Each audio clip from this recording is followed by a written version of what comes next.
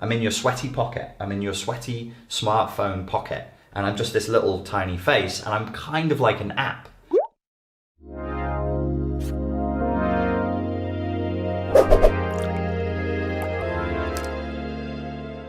Where we're up to at this period in history is a bit of a weird time, I'm sure you'd agree. There's more and more evidence piling up that we're living inside of a simulation. I hate that, that's so awkward. There's more and more evidence piling up that we're going to be merging with artificial intelligence at an accelerated rate, more than we already are. I'm already merged with my smartphone, I don't know about you, but I'm spending way too much time looking at stuff. The element of unprocessed emotion comes in when you say, well, what ultimate purpose does this serve? It's so good at what it's designed for. It's a tool of distraction, and I'm sure that that is impacting the quality of my consciousness. It's an important thing to consider, you know, what we're giving our time and attention to. I don't know if you guys are watching American Gods, where Medea, the goddess of media, comes on the TV and says, I'm here to receive worship, but not in the form of lamb's blood, in the form of time and attention. Look at me, Shadow. All in high def. We shot the show in 35mm. Cutting edge. Looks like hell in the transfer. Funny how things supposed to make you look good only make it worse. I can't even fill the whole screen.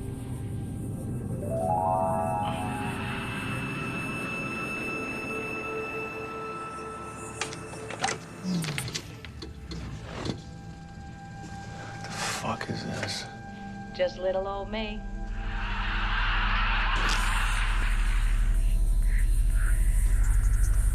Talking to Lucille Ball. Lucy Ricardo. I'm all sword, Shadow. The screen's the altar. I'm the one they sacrifice to. Then till now. Golden age to golden age. They sit side by side, ignore each other, and give it up to me.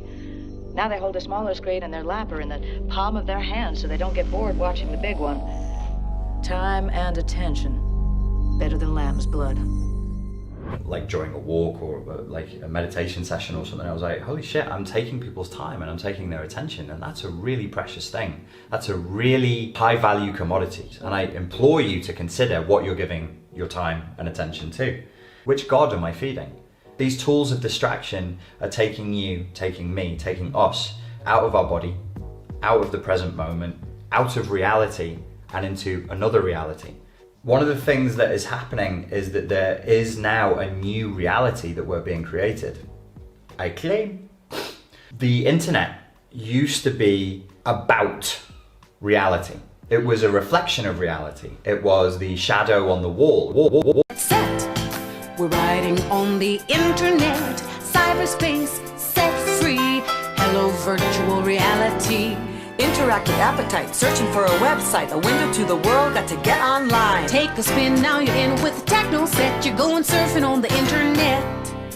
And now what we're seeing is there is a reality to the virtual. The internet is less and less about reality and more about itself. The more the internet becomes self-referential, the more a whole new dimension is growing. Which god or goddess is currently sucking my energy out without my consent and without even my knowledge? And you know, we need to be very, very much aware of that. So whether you're looking at the internet or you're considering like a postmodern deconstruction of religion that is offered in the book American Gods and in the series, what we give our time and our attention and our belief to grows in power, particularly what we give emotion to. Now, can we say that the internet doesn't become a dumping ground for emotions?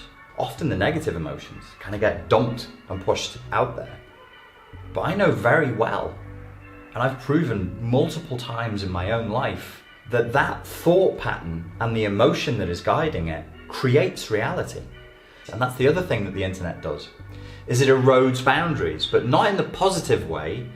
I'll do my Terence McKenna impression. It even breaks boundaries between you and your washing machine. This kind of boundary breaking is the boundary breaking that doesn't connect me to you. It actually separates me from you, because there are external boundaries and there are internal boundaries. There's a lack of boundaries now between the public space and the private space. Because the internet is training us to feel entitled to everything and everyone. Access to everything and everyone. The appetite for distraction is infinite. You're looking for insight. I can choke them with trivia, drown them in passive pleasures, and devastate their spirituality with baby talk. On any given week, I will have more than 3 or 4 emails from people who are furious with me that I will not simply give them my time and my attention for free. And I try explaining to them, I'm like, this is my job, this is my profession. I don't think you'd ask your dentist to work for free. I don't really know why. But then again, I also know it's because I'm here. It's because I'm on the internet, which means I'm in your pocket. I'm in your sweaty pocket. I'm in your sweaty smartphone pocket. And I'm just this little tiny face, and I'm kind of like an app. I'm now reduced to an app in some sense, and then in another sense, I'm blown up to something else. And I think people's grasp of reality is slipping, is actually getting worse. So the inner boundaries would be, what is a thought, what is a feeling, and what is my self-image versus what is my beliefs, and that all just gets thoughts, feeling, self-image, belief, desire. Nah, I want it, I must have it. No impulse control, no self-discipline. External boundaries would be, that's your problem, not my problem. So what you will have, if we keep down the road we're on now, is a blurring where people will become more and more narcissistic and more predatory, and at the same time, they will become more and more what we have been calling codependent. They will be more and more open to abuse, because the internet also makes people incredibly impressionable. That's why we're having this ludicrous argument about fake news. I mean, what does that mean? What has that ever meant? As though over here there is the news, which is the real, and nobody ever put a spin upon it. No news agency ever had an agenda, or ever had a political leaning one way or the other, versus this other stuff. Boys and girls, come on now, what are we, 12? It's a full-on boundary-breaking crash that we're facing, where a president and a meth head in a trailer in Arizona can argue on Twitter within seconds. So all of the boundaries are breaking. All of this is actually pandering to the worst elements of human nature, and it will make us less intelligent and more impulsive, more easy to control, and that worries me. The emotional literacy that we need might help with this. Unprocessed emotion over time stops being the emotion that it started out being. So if you feel a massive amount of shame or a massive amount of fear or a massive amount of anger, repress and deny, repress and deny, repress and deny. Let's say shame, for example. When I say to people, narcissistic personality disorder is a shame-based personality disorder, they go, no, it's not. My narcissist wasn't ashamed of anything. He or she was the most shameless person I've ever known in the world. I'm like, no. Shame-based. So shame from childhood, huge shame, repressed and unexpressed over time, ossifies, calcifies, rots, changes. It now becomes a gunk. It now becomes a mutated version of what shame is. Like when you have a little moment of shame, that's an authentic emotion, and then you have neurotic emotions. All of the repressed emotions become neurotic. What happens? If people keep repressing their true emotions and not expressing them, they can become very, very, very, very, very, very sick. They can become emotionally infantile. They can become mentally very, very ill. They can get huge amounts of depression. They can get huge amounts of anxiety. And many times people are saying that they're depressed or saying that they're anxious because they don't have any other words to describe the shit show of what they're feeling, or sometimes of what they're not feeling, because for some people they just flatten out, they just go completely numb. All of this can be protected against. We can defend ourselves against all of this through becoming more emotionally literate. In essence, you learn to apply more words to an emotion. So instead of going, I'm fucking pissed off, you would be able to say, I'm really disappointed, I'm frustrated, and I feel ripped off. So we started with, we were pissed off, and then we gave it more words. We just gave the emotion more words. And you might think, that's ridiculous. How's that going to help anybody? Through doing that, And through acknowledging that and actually looking at the emotion and saying, hey, Mr. or Mrs. Emotion, you're a part of me. You're not an unwelcome guest who's not allowed past the castle gates, who's to be fobbed off and sent away to live, you know, outside and to die somewhere, because they never do. They never go off and die. They just go underneath the castle and rot in the dungeons, and then the stink comes up.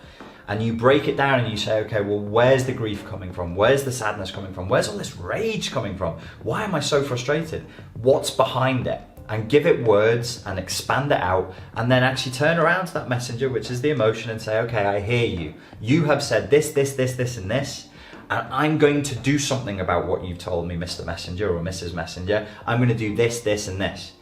If you process it, and you give that messenger action steps that you're going to take that satisfies the messenger, which is emotions, it'll leave you alone. It'll go away. But you must address the emotions. That means permitting the emotion. That means welcoming the emotion. That means acknowledging the emotion. I'm not pushing you away. If I push it away, it's going to come back. If you can be brave, if you can witness the emotion, then let it come. Let it come like waves. That's the way I always think of it. It's like when you walk down the beach and it's silent and you're just listening to the sound of the waves, and they come in and they go out. They come in and they go out. And they've been doing that for millennia before we arrived, before we got here. That exact same sound, the waves coming in and coming out. And they'll be there for millennia long after we're gone. It's infinite. The whole thing is infinite. Our perception of time is actually locking us into part of the problems that we're facing at the moment. It's infinite, and it's now. It's always now. It's always in this moment. Bad emotion comes in, you let it flow in. Keep breathing, you hold it, you just let it be inside of the body, and you release. You breathe out, you breathe in, you breathe out. It's never just like one big thing. It comes in waves. It comes and it goes. It comes and it goes, and you have to trust the process.